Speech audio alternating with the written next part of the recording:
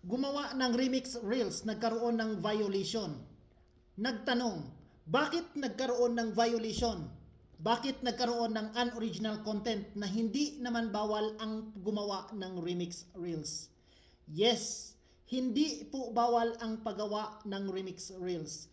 Pero nasa tamang proseso at nasa tama ang paggawa ng remix reels.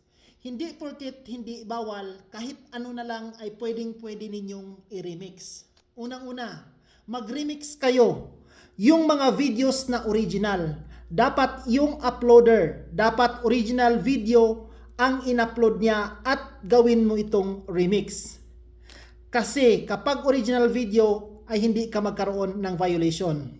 Bakit nagkaroon ng violation? Dahil gumawa ka ng remix reels, yung video na in-upload ay hindi original video.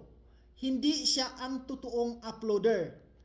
Nag-upload siya at ni-remix mo.